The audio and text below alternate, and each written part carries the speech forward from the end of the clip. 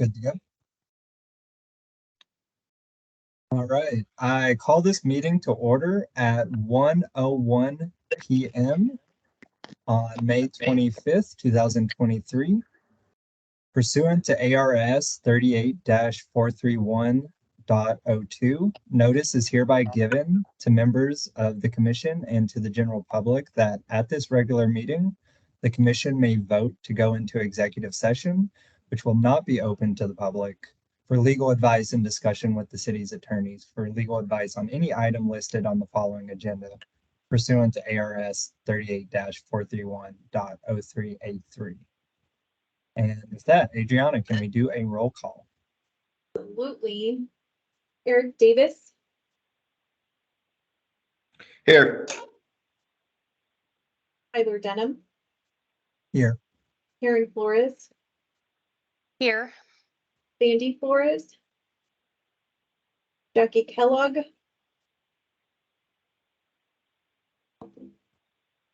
No. Devonna McLaughlin. Moses Malazzo. Here. Adria Perfinick.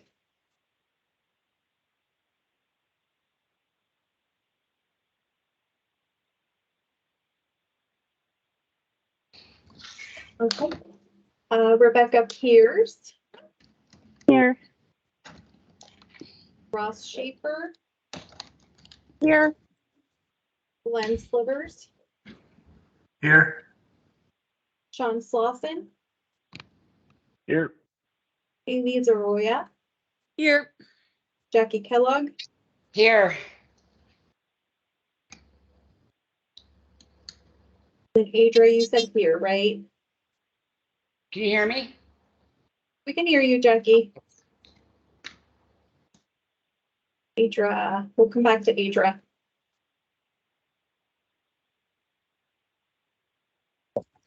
Sounds good. Do you want to pursue ahead with the agenda until he's able to confirm his presence? Okay. In that case, a few housekeeping reminders. The meeting is being recorded. Please avoid using the chat box for general chatter. Instead, enter a C or Q if you have a comment or question during the meeting. Also, please keep yourselves muted if you're not speaking to avoid audio issues. And finally, if you need to leave the meeting early, please let us know just so we can note the time for the meeting minutes and do a quorum check if needed. Moving on to agenda item 3, which is the land acknowledgement. Do I have any volunteers to read it?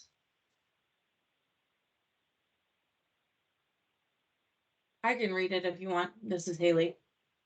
Hey, Haley, thank you so much. Yeah, go ahead. The Housing Commission humbly acknowledges the ancestral homelands of this area's indigenous nations and original stewards. These lands, still inhabited by native descendants, border mountains sacred to indigenous peoples. We honor them, their legacies, their traditions, and their continued contributions. We celebrate their past, present, and future generations who will forever know this place as home. Yeah, thank you so much for that, Haley. No problem. And did I hear something? Okay. With that out of the way, we'll move to agenda item 4 and open the meeting up to public comment. Adriana, is anyone queued up for public comment or did receive any public comment by email? I have not received any public comments for this meeting. All right, in that case, we'll move right along to agenda item 5A, which is the approval of minutes, or the consideration and approval of minutes for the commission meeting on March 23rd. I will entertain a motion if someone has one.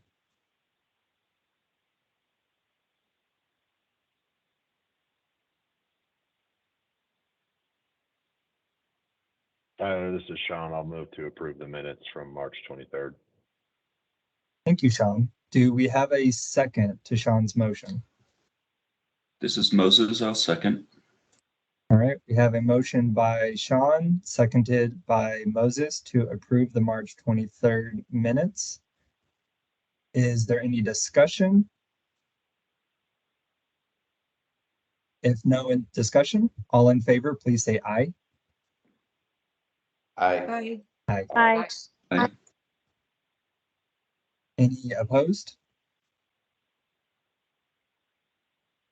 All right, the motion carries and the minutes are approved. Next up, getting into the meat of the meeting. Yeah, that's a tongue twister.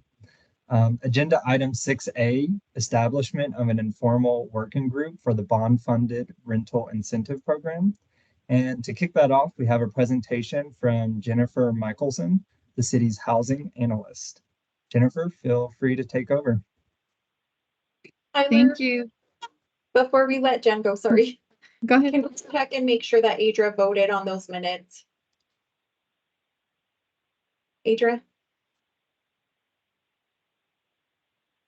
Hello? Does he just have to say aye? Yeah, I'm wondering who this individual that called in, I saw their name highlighted. But I have no idea who. Adriana, I think that's me, Sean Slauson. It kicked me off the call. It was attached to my video the first time, but now it's separated because I got kicked off and rejoined. This is amazing. Thank you, Sean. And I think we can move forward now. You got it. Okay, yeah, in that case, we'll move forward. Jennifer, yeah, feel free to give the initial presentation on the agenda item. Okay. Thanks, you guys. Like I said, I'm Jennifer Michelson.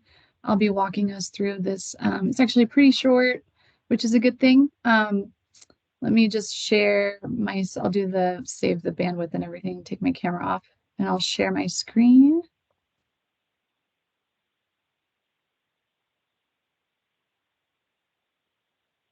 Do you guys see let me get back to where I can see everything. Okay. Can you guys just see the normal title slide? I see the title slide now. Okay. All right. Thank you guys. All right. So good afternoon, commissioners. I'm Jen Michelson. I'll be presenting today on our recommendation for moving forward on the creation of a bond-funded rental incentive program. The purpose of today's meeting is to refamiliarize everyone with the affordable housing bond that was passed last fall before we establish a working group of members from this commission to develop the new bond-funded rental incentive program. And I want to be sure to clarify that this rental incentive program is entirely new and will not revise or necessarily replace our existing incentive policy for affordable housing, which we refer to as IPA. The revision of our existing IPA document is going to be included in the scope of work for a much larger code analysis and land suitability study that the city's housing, sustainability, and planning departments are all embarking on currently, actually. The procurement process for that big project is well underway. We're actually about to begin negotiations with the successful respondent in like the next week or two. So that is a separate thing. The IPA, this bond-funded rental incentive program, is separate. And it is this incentive program we're creating is a direct outcome of the Prop 442 passing last year. So let's start off with the first quick overview of the housing bond and the intent behind the rental incentive program. So here's the slide here. All right. So if you guys remember last year, we put forward a big, pretty extensive bond package. Prop 442 has the purpose of creating rental and homeownership opportunities for residents of Flagstaff, and a total of $20 million in general obligation bonds were approved by voters. So listed here are the 4 different activities specified in Prop 442. You have the redevelopment of city-owned housing units, which had a $5 million allocation, repurposing existing buildings for rental units that had a $3 million allocation, and expanding the home buyer assistance program that had a $7 million allocation, But today here we're zeroing in on that third bullet, incentivizing the private sector to incorporate affordable rental housing in new developments. That was roughly $5 million allocated. So we're gearing up now to develop this program so that the funding should be available within this 2024 fiscal year. Let me see. I have the next slide here. I can get it. Okay.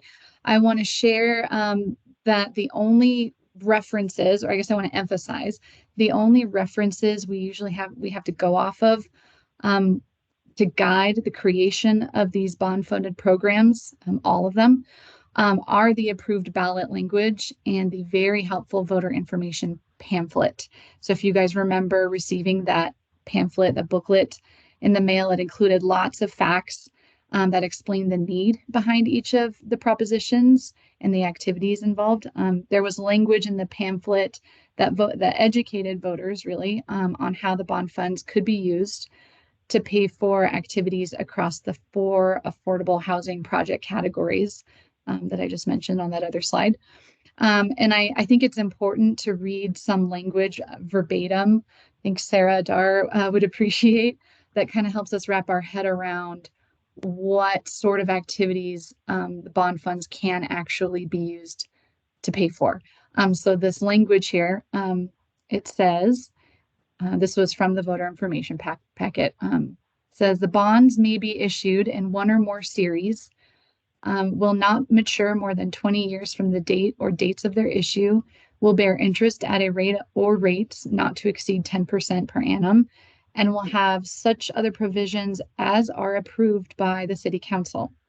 The proceeds of the bonds may be used for any and all costs relating to the above referenced projects, including the costs of designing, engineering, acquiring, administering, improving, constructing, reconstructing, and equipping such projects, and any and all appurtenances or land related thereto. So there is more helpful language in the informational pamphlet. Each activity included a brief paragraph to illustrate the intent. So written here at the top is what I like to call an intent statement for the rental incentive program. Particularly helpful for me. It's kind of all I have to go off of. So here's that language here. Funding will be utilized to incentivize private developers, including nonprofits, to incorporate affordable rental units in market rate developments. This investment is anticipated to create an estimated 400 to 500 new rental units affordable to the residents of Flagstaff, in addition to the market rate units in those new developments. So based on this information we're working off of, we have a very broad framework for what this incentive program should do. We know that it should be made available to both for-profit and nonprofit housing developers. We know, it should incentivize the creation of affordable units as part of new residential development, and it should leverage other funding sources. And that leaves a lot of room for us to develop the rest. So that's why we're coming to the commission now to assemble a working group to help us dive into those details and help us figure that all out. It'd be wonderful to get input from those of you. I know this is a big commission. Many of you do have experience with the city's development process, administration of CDBG funds, or experience with our existing incentive policy for affordable housing. So we're going to need to figure out all the elements of the program, things like eligibility requirements, minimum and maximum funding limits, maybe AMI requirements, and other process-related items that will really help us housing staff administer this incentive program. So before I open the floor for the working group conversation we can have, I have one more slide to show you so you're all aware of the proposed time frame we're looking at. we came up with a 6-month timeframe for a complete rental incentive program to be vetted by this commission and brought to council for their consideration. So we began here today at the end of May by forming a working group. That group would meet during the summer months of June and July and possibly into August if we need. During August and September, staff would be drafting this program based on all the consensus points we are able to gather from the working group. And then that draft would be sent to legal for their review as well during that time. And then hopefully by October, we'd be bringing the draft program back to this commission for your guys' review and comments. We would take your recommendation to a work session with council in November, assuming they, want some time to look it over, maybe make some suggestions, so that the final program would, hopefully go forward for council approval in December. So I know we need a max of 5 people to steer clear of any quorum issues. And again, we're thinking anybody who has development experience, CDBG grant recipients, people who are used to developing and using these, funds. And I'm going to open it up to any commissioners who want to jump in at this point. Yeah, and I see that Jackie raised her hand first. Okay. So, yeah. Let me go to my screen there. There it is. Okay. Hi, Jackie. Hi. I just thought, given my experience and current position, I should be on the work group. Okay. So I'm volunteering. 1 of 5. There we go. Thank you. Do you have any sort of estimate for the number of meetings that will occur between June and July, what the time commitment will be? That may help people if they're deciding whether to volunteer for it or not. Oh, here, sorry, I didn't realize I didn't have my camera on. I think I was going to send out an email to the group to see who, how frequently you guys were interested in meeting. I think 2 meetings per month would be a great place to start, maybe 2-hour increments. I'm basing this off of the last time that we had a working group for the incentive policy outreach work that we did. We did about 2 meetings a month. So I would imagine that a 2-hour meeting would be plenty for us to cover to get started. And I believe Justina was going to join in on that conversation. Or the working group as well. Were you up for that? Okay. Yeah, and I see that Rebecca has her hand raised, and after Rebecca, Moses has a comment. I do. I have a question. I do want to volunteer for the committee, but wonder if there's any conflict of interest if in my daytime job, if we are in the midst of developing housing, including affordable housing, is there any conflict from the committee's opinion for me to participate in the work group?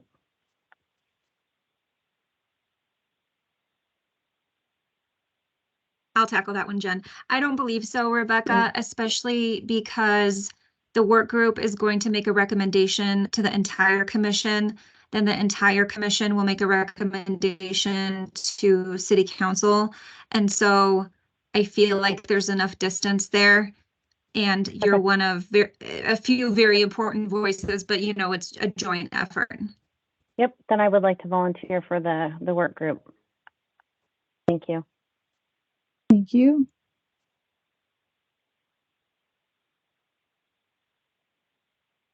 You can go ahead, Moses. Thank you, Chair. I know Devana wanted to volunteer, but isn't here today, and I don't know if she was able to let you all know that she wanted to be on the working group. I believe Adriana mentioned that she had reached out earlier. Yes, I'll pipe up here. Devana did she emailed me and she let me know that she'd like to be on the working group. I was just kind of seeing who else wanted to join. Thank you for volunteering to the rest of you. Yeah, and if Devana already expressed interest, I'd feel comfortable reserving a spot for her, though she's not able to attend today. And I see that Sean has a hand raised. I'll volunteer as well. Okay, great.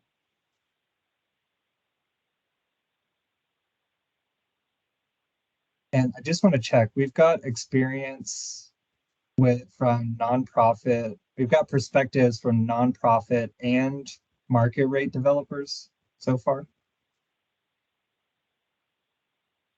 Which is great. Okay, yeah, I just wanted to confirm that. I see that Haley has hand raised. I'm also happy to volunteer. I've been on a couple of the grant committees, but I'm definitely not the most seasoned in administering, in the existing programs, as I'm kind of new to this commission. So I wouldn't be offended if somebody else would be better qualified for this, but just wanted to let you know I'm able to volunteer, and I could maybe lend a finance perspective. Great. Yeah, and that makes 5: Jacqueline, Rebecca, Devana, Sean, and Haley. That's Are there any wonderful. other commissioners that'd like to throw their hat in or any discussion? Or are we all comfortable proceeding forward with those 5 for the working group? I'll give a moment to think and then.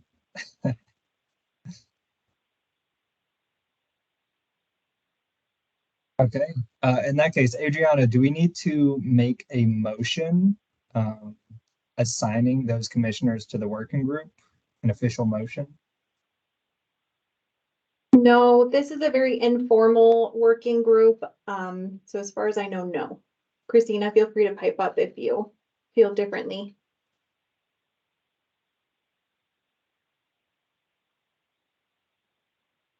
Okay. Yeah, Yeah, in that case, this yeah, is in that great. case, Thank I feel comfortable moving on to the next agenda item. And thank you, everyone, for volunteering for the working group. I'm very excited to see what the output of that is. Yes, thank you. I'll be following up with all of the volunteers, so we can work out a schedule. We obviously, June is around the corner, so if we could meet in the first 2 weeks of June, I think that would be a great goal. So I'll follow up with you all. Thank you very much. Okay, and I see that Rebecca actually has a queue in the chat. Oh, yeah, I was just wondering if we could get the slides from that presentation, just in preparation for that first meeting, if you don't mind. Sure. Thanks. I'll attach that to the email as well. Write I that believe down they're so I don't- also attached to the agenda that Adriana sent out. So there should be a link. You should already have it. But we can send it again, no worries. Okay. Right. Hang on. Oh, do we just move on to the next? Are we free to jump in or? Yeah, so next up is agenda item. Sorry, yeah. Next up is agenda item 7A, general business. It's an informational overview of the affordable housing continuum maps, again presented by Jennifer Michelson. Yeah, Jennifer, the screen is yours. Okay. Let me get this one back up here and get all my documents.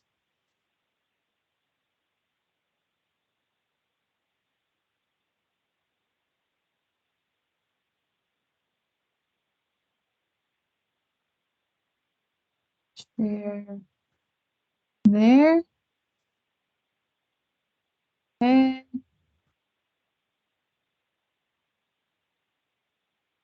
All right. Sorry, it's so weird operating with 3 different screens. Super smooth. Okay. All right.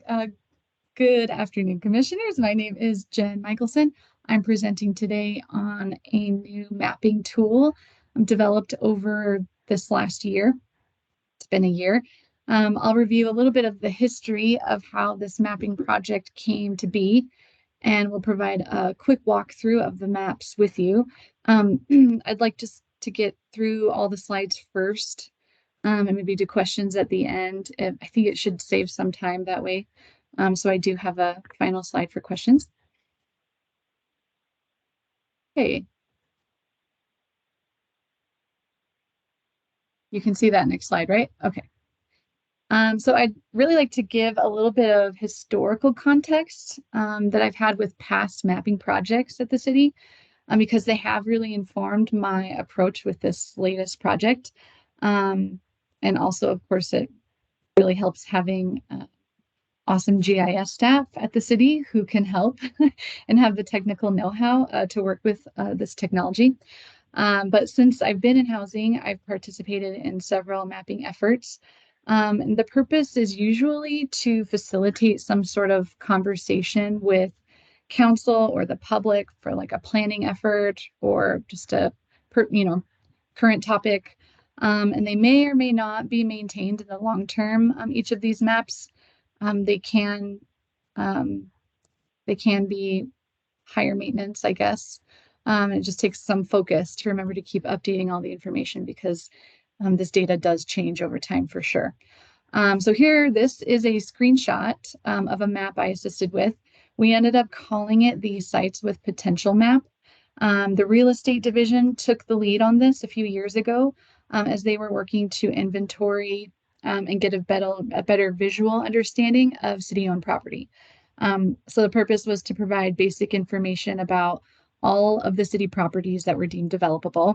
And several city properties were specifically designated for affordable housing. So we assisted in gathering a lot of that historical background information. So that was one kind of fun mapping project. The next one was a down payment assistance map, which was a really cool project we did around 2019. We called it the Down Payment Assistance Dashboard, and I believe it was created largely with the assistance of Housing Solutions, since they have the contract to administer the city's down payment assistance programs. So I'm happy to say that there is an updated version that did make it into this new set of maps, and I will show you that in a minute. Okay, so this visual taken from our 10-year housing plan kind of shows how I approached a very housing focused mapping tool for us. Hopefully we've all seen this. It's a very educational graphic showing the range of housing in our community, all the way from homeless shelters to market rate home ownership. And I really drew from this concept of mapping Flagstaff's housing continuum, and I used it as a guide for how this new tool could address as much of the housing continuum as possible. So I liked this kind of graphic. I'm kind of a visual person, so these are the 4 housing elements I landed on. We have emergency housing, then you go up to affordable rentals, then you progress to affordable home ownership, and then at the end we have home ownership assistance or down payment assistance. And I knew I had easy access because of the work I do every day with development. I could access all the affordable rental and home ownership developments in our communities, and I could easily do those 2 maps. And we do get data from Housing Solutions, I believe annually, on the homeownership assistance programs that they administer each year. So that is a pretty straightforward collaboration. It was really the emergency housing map that I was the least personally familiar with. So I did focus a lot of my outreach on that element, which takes me to my next slide. I just wanted to do some quick highlights about the public outreach that was done in the last year. Like I said, I focus most of that on the emergency housing element, since essentially all of those services and programs are provided by nonprofits and other agencies and not really by us personally as staff at the city.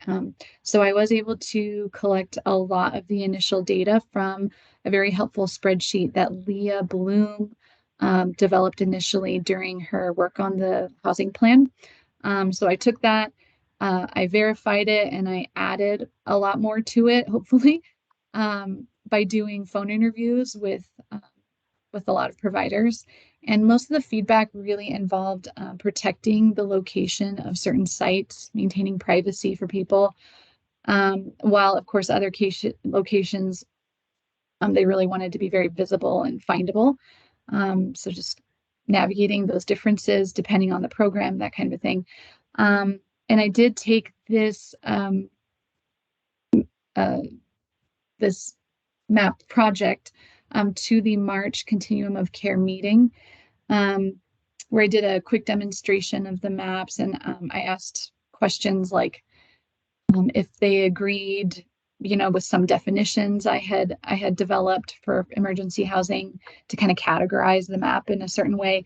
I asked them if any providers were missing or if information was incorrect or outdated, just let me know.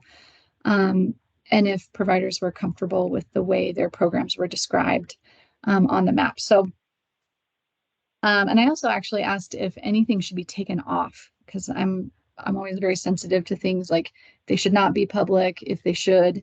So that's always something I'm interested in understanding. So, because everything is changeable. So, everybody was generally, though, at that meeting, really glad this tool existed, and they were excited to be able to share it with their clients and staff people as a resource. So, all right, so I'm going to just jump into the actual maps now. There it is. So the link to this map will be featured pretty prominently on our housing webpage once we finalize a little bit of redesign. We have a little bit of work internally with some ideas about how to kind of revamp our site. So the goal is to definitely feature this map tool very prominently. But for now, it lives in the city's like a GIS public portal. I can provide that link to everybody in the chat or in a follow-up email after the meeting. I just got to go copy and paste it and whatnot. So yeah, this is a screenshot of what the web map looks like.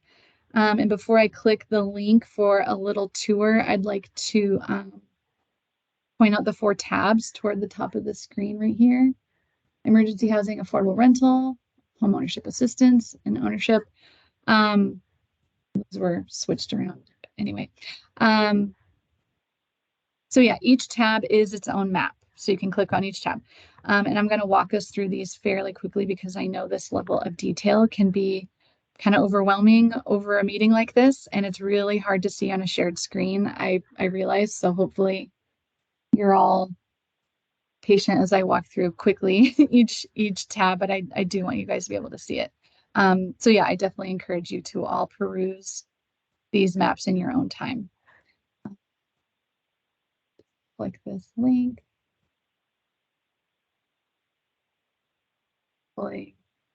Okay, you guys see the website? It changed? Yep. Okay. I did. All right, thanks. This is what GIS calls a splash page. The box is an explanation of the map you're about to view. Each of the tabs have one. So if you click anywhere on the screen, the splash page does go away, and then it reveals the map. But I think I'll click, you can get back to it. So if you click away, it goes away, but you can always get back to it by clicking that little I for info. So yeah, this box explains the purpose of, go back to it. It does explain the purpose of Flagstaff's front door program and how different housing services offered by our local providers fall into 3 different categories. We had emergency housing, transitional housing, and permanent supportive housing services. So back on the map, you can click around on the icons or use a filter tool on the left where you can search by emergency, transitional, or permanent supportive housing type. That looks like this.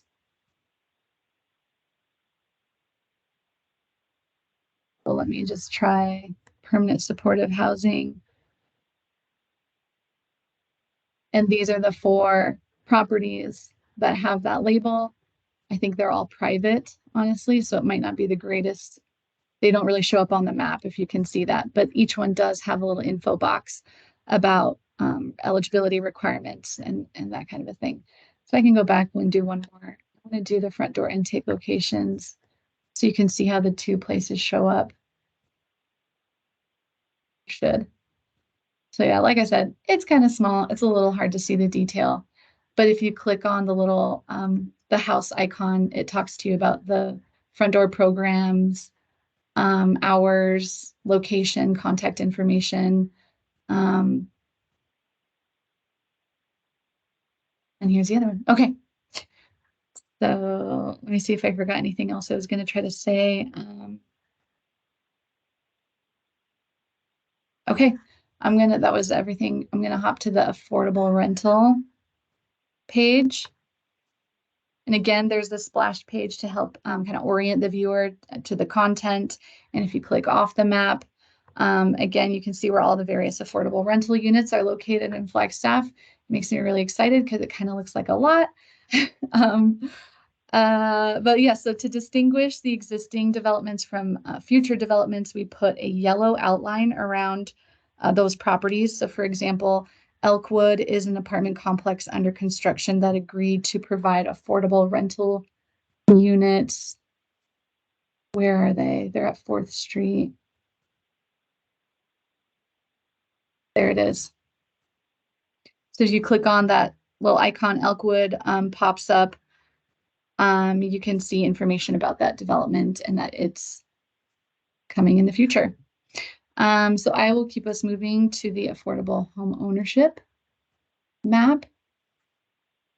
This one is actually the most simple in my opinion, just because I think it has the smallest amount of data points, but it shows where all of the affordable ownership opportunities are by neighborhood. Again, we wanted to keep people's addresses and of these units very private. So all of the data points were aggregated at the neighborhood level. So you can see the future developments outlined in yellow again. And existing developments like Rio Homes show that we have, when you click on the information box, zoom in, it'll tell you, information about that development. Sorry, but they have 21 affordable townhomes.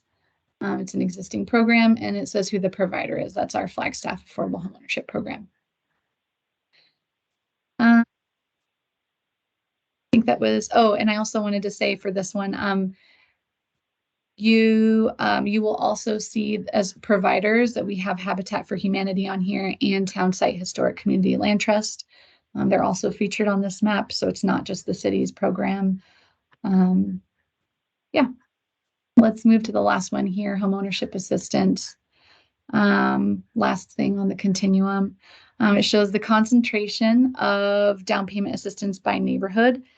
And you can see the darker the neighborhood, the greater number of homeownership assistance loans were provided to buyers in that neighborhood. So we can click on, let's just say, I'll zoom into Fox Glen.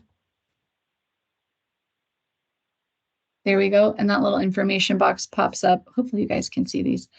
But this box tells us that 7 households have received homeownership assistance for a total of $86,000, with the average loan amount being about $12,300. There is also a tab at the bottom of this map that can be kind of easy to miss. I'm going to click on it here.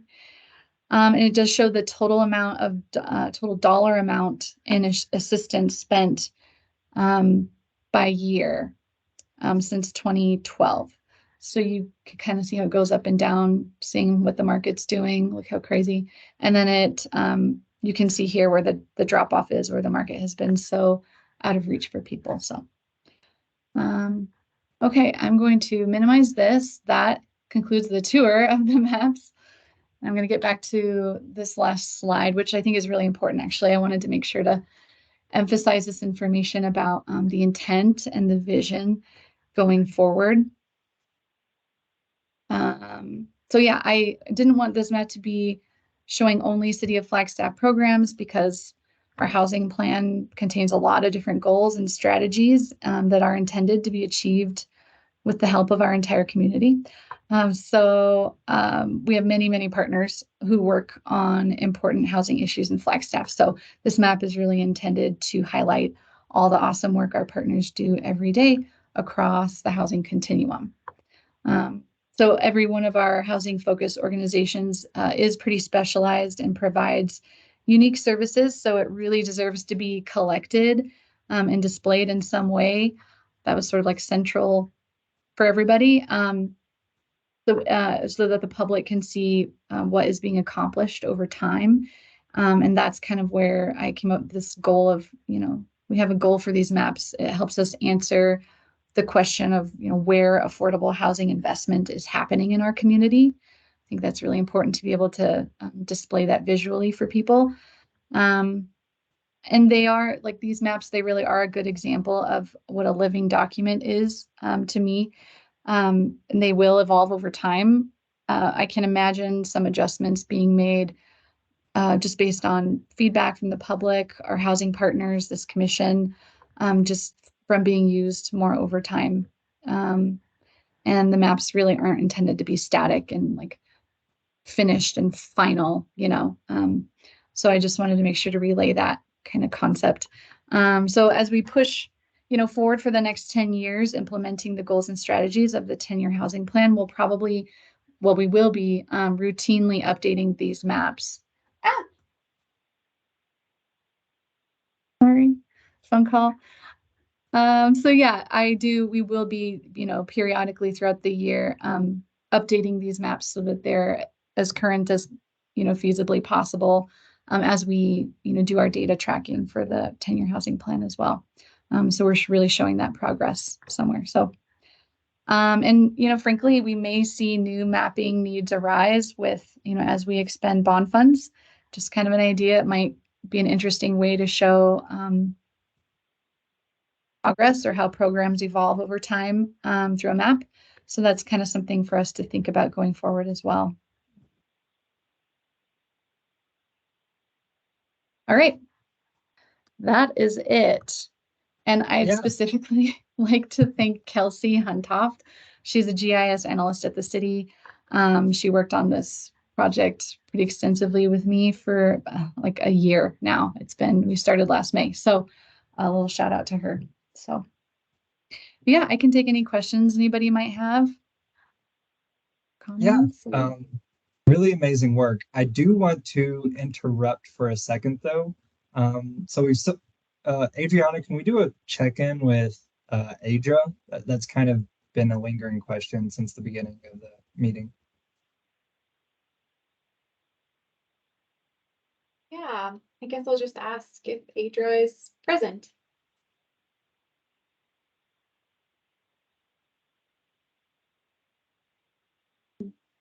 Tyler, we can just move on. Thank you for taking the time to ask the question again. Yeah, no problem. But yeah, amazing work, Jennifer. So is it published yet? Because I'd love to share this around the community, kind of let people know that this is out there, this is available. But should I hold off on that till it's fully published, or is it ready to go now? I think it's ready to go now. The content is there. It's just we honestly weren't super sure about where to host it on our housing website. So we don't want it to get buried. But it is a little awkward to just throw it we could just put it at the top of our main landing page. So for now, I was just going to send people the link, the GIS portal. They call it something like a GIS open portal. And I'm going to get there. I just have to search for it on the city's website and then put it in this chat. So you guys I can send it in an email. I can put it in the chat.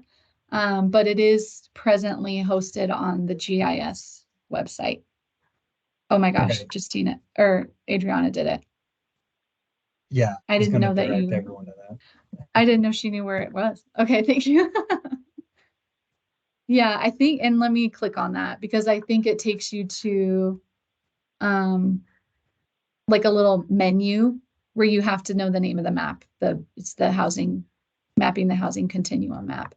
It should be pretty self-explanatory. So, and I don't believe you need any special, program or search engine or anything to be able to view it. It should, I think it's intended for just public people to be able to access it. So. Yeah, sounds great. Do any other commissioners have questions for Jennifer? Yeah, I had my hand raised. Sorry, this is Haley. Just out of curiosity, how are you keeping this up to date with new projects that come along and are available? And also, I love GIS, so this is awesome. But Yay. No, I was just planning on doing a quarterly, thanks to the 10-year housing plan, we have a little bit of like some structure timeline about our data collection, which actually I think Adriana is going to talk about immediately after this, which is fun. But yeah, we were just thinking every 3 months we would go through and kind of assess things that had been approved or any certificates of occupancy that had been issued, and when construction is officially done, at that point we would indicate that on the map. But I've been tracking so many developments that have affordable units or whatever, almost years sometimes, like because the way things are recently, it's like it just takes a really long time for something to start in the early, baby planning phases with the city. And then that approval process that takes a while. And then of course the construction process is a whole thing after that. So I have, developments on here for, future with the, yellow ring around it to indicate that it is a future project. So me waiting for things it takes a while. Things don't necessarily change like within 2 weeks, all kinds of stuff has changed necessarily. It is a little slow, but there's other programs out there that I don't necessarily work with personally, maybe with the emergency housing side of things, where maybe that information would change a little faster than some of these like development stuff being built. So. Cool. That sounds like a good plan. I just was curious. Yeah. But yeah, no, construction has been taking a long, long time, as I'm sure a lot of us know. And in that case, with it being updated quarterly, we should never expect it to be more than 3 months out of date. Yeah, and actually, I should zoom into the map to see, there is like little disclaimer language that I think GIS is required, I'm sure required to put in the maps about like, this is true to the best of our knowledge and it may not be current as of, this minute. And so that kind of, I think there, if you really zoom in closely to a lot of that kind of fine print in the web map, I think you'll see language like that. So. Okay. And I see that Commissioner Moses has a question, and then Kara House has a question after that. Thank you. I think this is great. I have a vague feeling of protectionism that I worry that some of this might be sort of weaponized against people who are using these benefits and incentives. And so I wonder if anybody else has that feeling or if it's just me being overly cautious.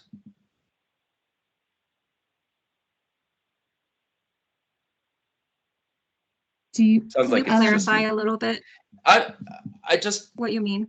Yeah, I just have some concern that people might try to find out, oh, who in our neighborhood took advantage of the homeowner assistance, and oh, I didn't know that was an affordable rental apartment, and now I'm gonna, do whatever, not drive my Uber to that neighborhood or whatever. Just stuff like that that I know has happened in other larger cities, and I don't have any evidence that we need to worry about it, but I'm still worried about it. I can tell you that we as staff and Jen specifically, who did a phenomenal job on this entire project, we took that into consideration and really tried our ultimate best to keep specific housing units, specific, individuals as anonymous as possible. That is like our number one concern is people's privacy. And if at any point any of you or anyone encounters a situation where we could be better at that on the maps, definitely let us know. We feel like we're achieving our goal the way that the map is currently. But if you look at it, Moses, and you feel there's a better way, we are happy to redo it. Again, like Jen said, this mapping project it's been in development for a while now because we realized it's one of those things that's never going to be perfect. There's always ways to improve it. So definitely feel your concern, and it was our concern as well. So I definitely love that the map exists. I just have, like there's some places in here that I didn't know were receiving as much support as they might be or they are, and there are others that I did know, and I just wonder if we have to work. And I can't find any evidence in here that any neighborhoods or any particular houses are, identified as this particular house received support or anything like that. And I'm sure you did a great job of that. I just have this vague feeling of worry and concern. And I don't know if maybe Kara can add to that if there was something else that Kara wanted to say as well. Thanks, Moses. I'll just add, I had a similar question. My first thought was initially, why or are we including or why would we not include Section 8 units on this? But then had a very similar thought to yours in terms of that could be misused within the public in terms of being able to identify, where these people, quote unquote, live, or where these things are happening. So I felt a similar reservation as you did. I do really appreciate, though, the explanation Justina just shared. And I know that a lot of thought went into putting this together. I think it's a great resource. It was just a question that came to mind. Thanks. Go ahead. Oh, I see that, Justina, you had a C in the chat. I added it to my comment. I just wanted to give Jen and our housing staff massive kudos in creating this, as well as like everyone in the community that Jen worked with. This was a team effort, and it really historically stemmed from us having a request actually from people in the community, as well as several council members in the past, just wanting a way for housing to tell its story. And so I feel like this is a really great way to do so. And so we're really proud of it. It took us a while, but Jen did fantastic and deserves all the kudos. And this is Moses. I would like to say that I join in the kudos and the belief that this is fantastic work. I'm not trying to diminish that. I'm just expressing a very slight concern that I think you answered, and so I'm happy with that. And I think this is fantastic. I think that having data and knowing where things are and how things are going is absolutely essential to doing things well. And so I think this is fantastic. I just want to make sure that comes out as the last word from me. Thank you. I actually have a follow-up question on that topic. For the privacy concerns, would you feel more comfortable if myself and other commissioners were not advertising this in sort of very open community forums? Would you feel better if stuck to mostly passing this along to people we know, people who are involved in the topic and the know, like, hey, look at this tool, it's very useful? Would you be more comfortable with that? I believe you're asking me. Yeah. No, not necessarily. I think that it's a useful resource for the community as a whole, and I don't think that it should be a secret or anything like that. And I don't believe that it really can be legally a secret, since we talked about it in an open forum. So I don't think that it should be kept a secret or anything like that. I just think that we do want to keep an eye out in the medium and sort of medium long term to see if anybody is misusing this in any way, whether it be businesses that have decided to discriminate on the basis of particular neighborhoods receiving support or other things like that. Just keep an eye out for that if we start to notice anything happening once these data are, I mean, they were already essentially public data anyway, but now that they're mapped, it's easier to use it. Okay, I see that Adriana has a comment, and I'm going to anticipate that the comment is about not straying too far from the topic. But yeah, go ahead, Adriana. Tyler, I was actually going to add to the topic. Okay. I guess from a housing section perspective, I wanted to reassure you, Moses, that coming from someone who worked with medical sensitive information and with history and working with nonprofits with a history of domestic violence, I can tell you that I had my eyes on this map. I was just like really dissecting it to make sure that there wasn't even a slim chance to disclose that information. So initially in other previous variations, there was information that I felt not comfortable with, again, with the background that I have. And we will definitely keep that in mind. And I just hope that you guys as the Housing Commission and our greatest supporters, it feels like, can keep your ears open for that as well. I think it would take someone really, really awful to really find that information. It would take a lot of the information that we have and work with on a regular basis to really identify these individuals. But just know that as a housing section, we have so much expertise and so many backgrounds that we are going to keep an eye on it. Thank you, Adriana. I want to be clear. I have tons and tons of trust in the housing office at the city. I very much believe in you all, and I believe in your conscientiousness. So I did not mean it as a questioning of your skills or capabilities. I just have this vague worry. So. No, understood. I really appreciate all these thoughts and considerations and comments. It means a lot. Yeah, I think someone had mentioned a couple minutes ago the idea of like Section 8 vouchers being like visible somehow. And it actually was a topic. I did meet with the FHA staff to see, is that something we could figure out a way to access that data and like aggregate it, like I kind of mentioned at that neighborhood level. You know, they have, I can't think off the top of my head how many vouchers they have, hundreds. And of course, there's an address attached to each voucher. And they couldn't easily get me that information actually.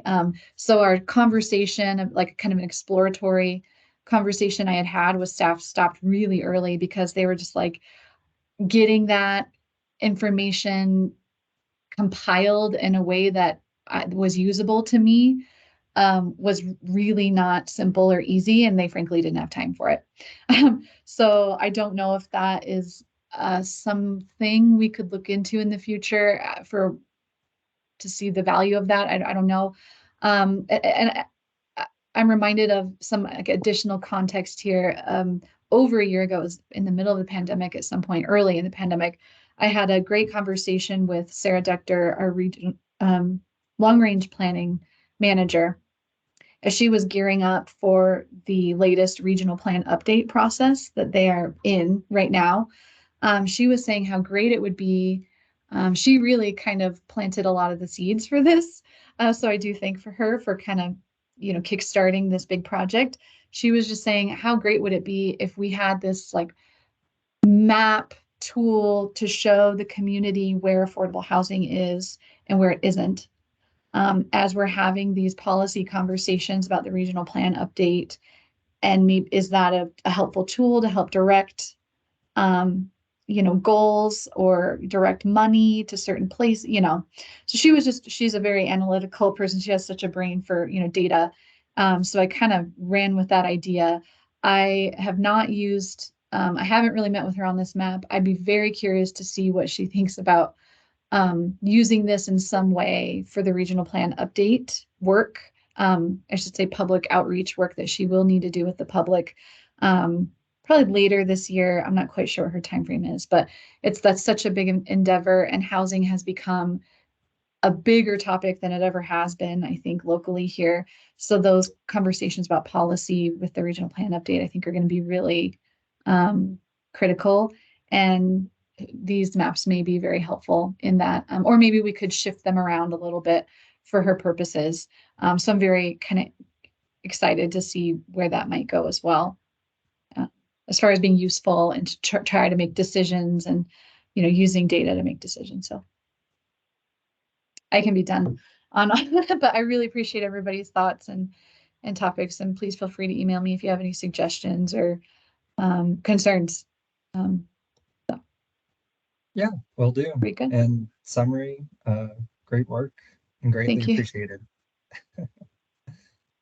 With that, we'll move on to agenda item 7B, which is an informational update on progress towards the goals of the 10-year housing plan, presented by our very own staff liaison and housing program manager, Adriana Fisher. Thanks, Tyler. So I'm going to make this super short of a presentation. I really wanted to bring this to the commission as an actual item because it was kind of too big to be an informational item.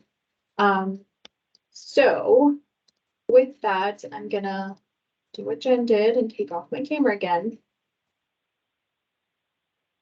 And I'm going to share my window.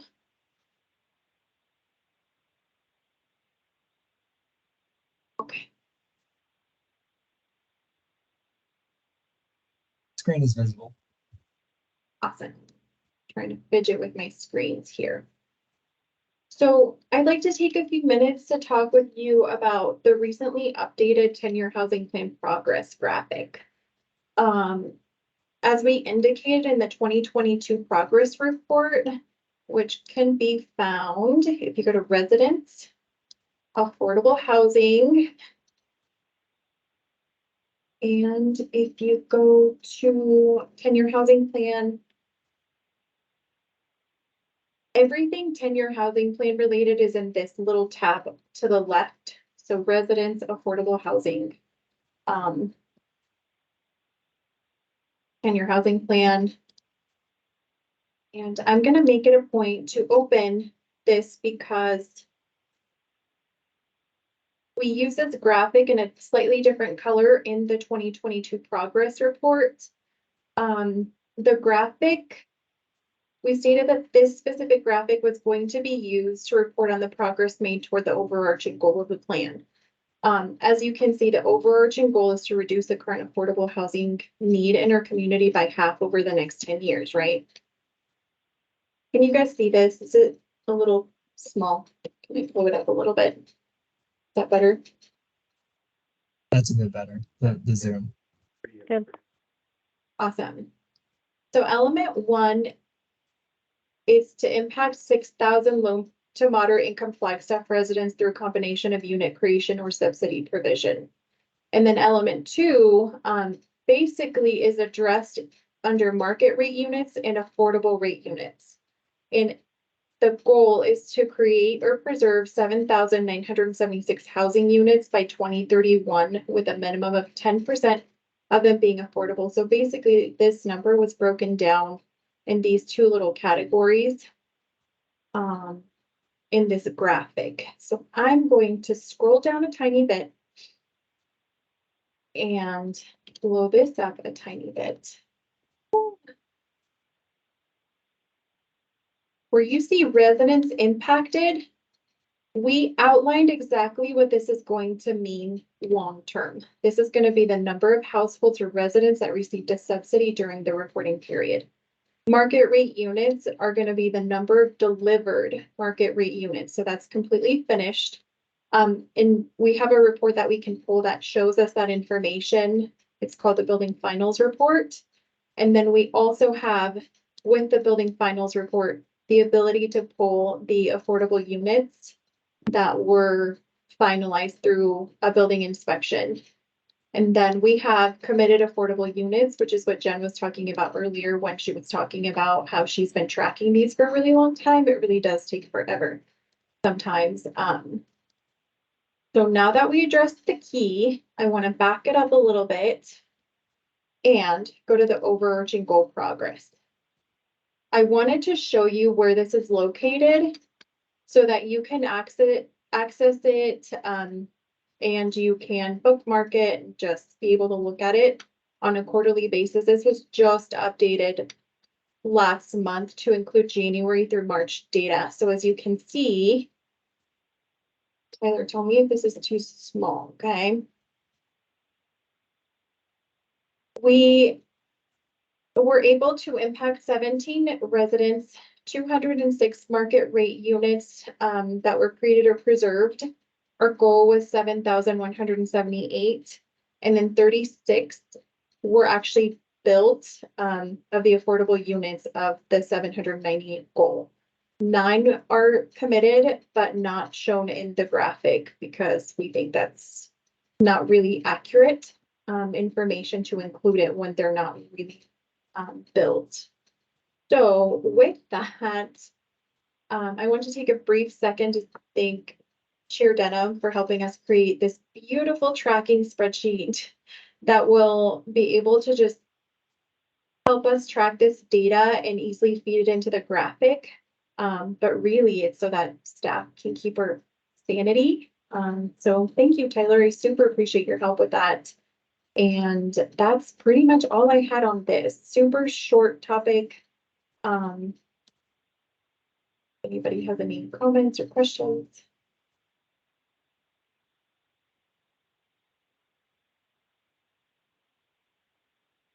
I'll just say that I appreciate you maintaining this and putting it together. And when we have a little bit more data collected, a bit of a longer time frame, would be really interesting to use this to track whether we are on progress or not for the 10-year goals. Just for 3 months, so I think that we've made quite a bit of progress.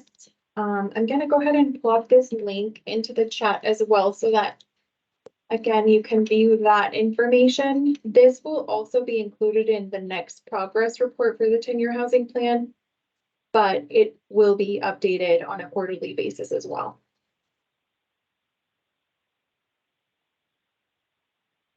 Yeah, any other questions from commissioners?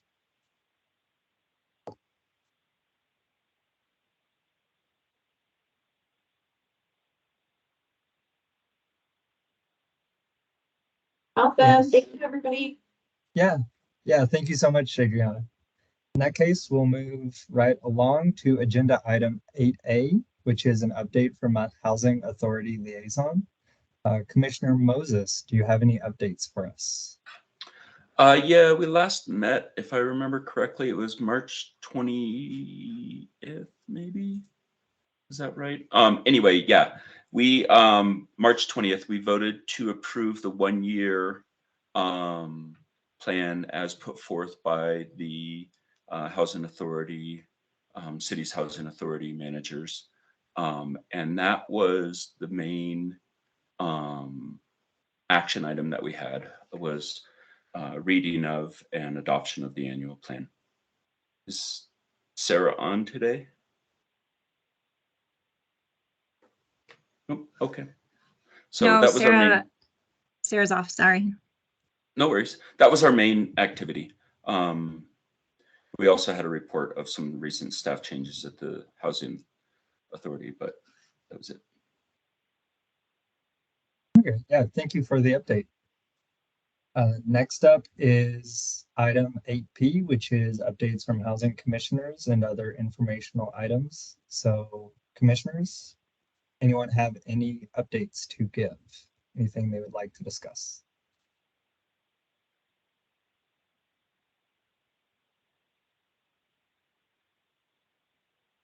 Okay, If no updates there, we'll move on to 8C, which is updates from housing staff. And I believe we actually have several updates here, and including from Christine, the Housing and Grants Administrator. So I'm going to go ahead and call on Christine just to bring some order here. We haven't heard from you today. We're all excited to. Thank you so much, Chair Denham. Hi, Commissioners. I just have a really quick update today, actually. So on May 2nd, City Council did pass a resolution approving the submission of our CDBG annual action plan to HUD. They are working on evaluating and approving those plans right now, and we expect to receive a grant agreement from them in maybe September or October, if all goes well on the federal government side of things. So we would expect to get contracts out for those projects in the fall or winter at the latest. And we're rocking and rolling on some of our projects from last year right now. Now that the weather's nice, some of those construction related projects can finally start taking place. So as far as our ARPA housing assistance funds goes, those contracts are scheduled to be approved by council at the June 20th, and yes, at the June 20th meeting. And then if we have a couple that are running behind, those will get done on July 3rd or after council gets back from their break. But we're trying to get those out as soon as possible to those subrecipients.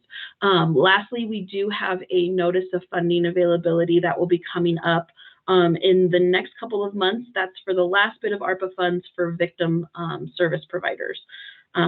So I will give you an update as soon as we have one on when that will officially be released. Thank you. Yeah, thank you so much for the update.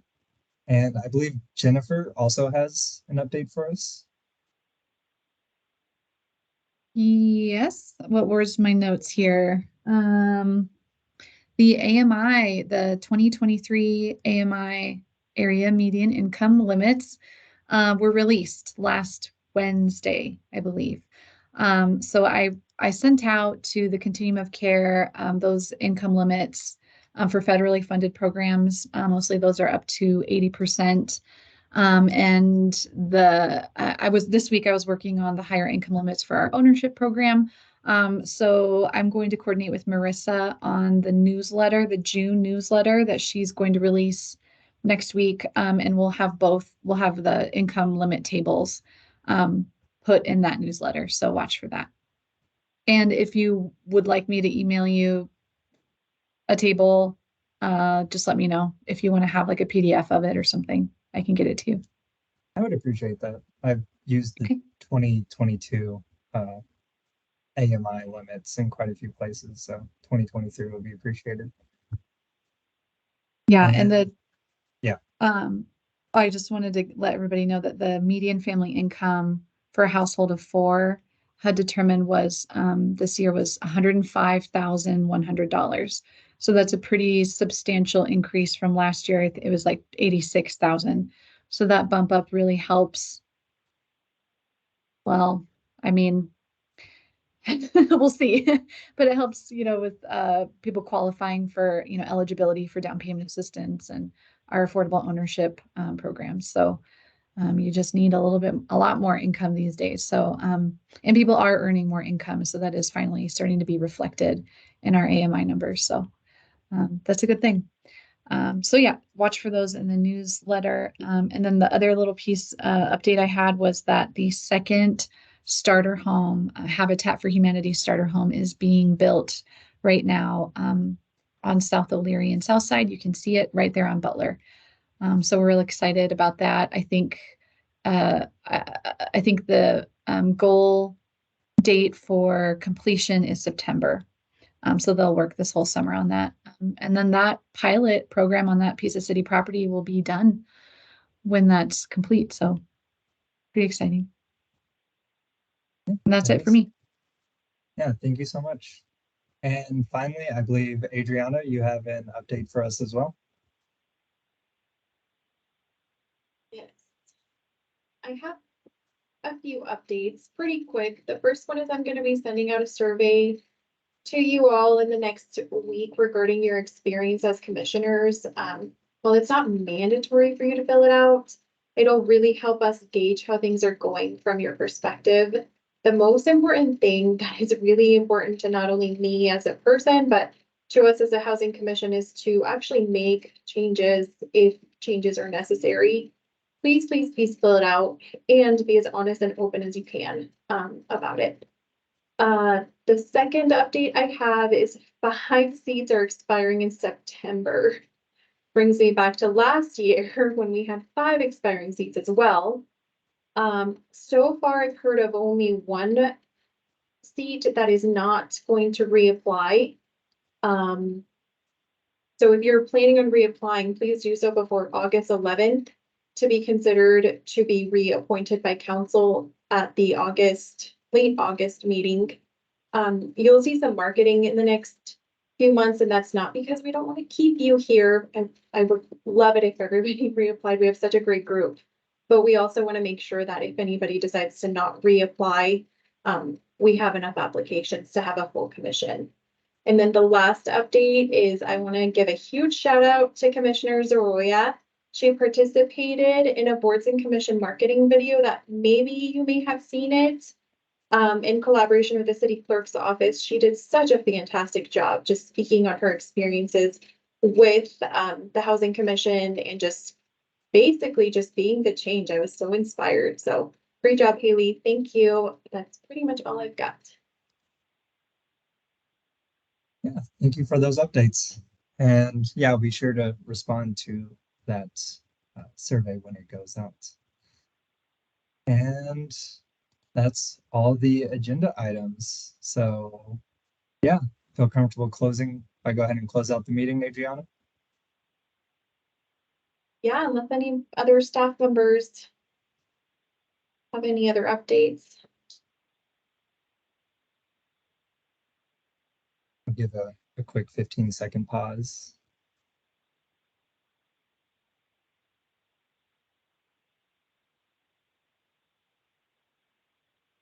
All right, in that case, thank you everyone so much for your time. This meeting is adjourned at 2:18 p.m. Everyone have a great rest of your day.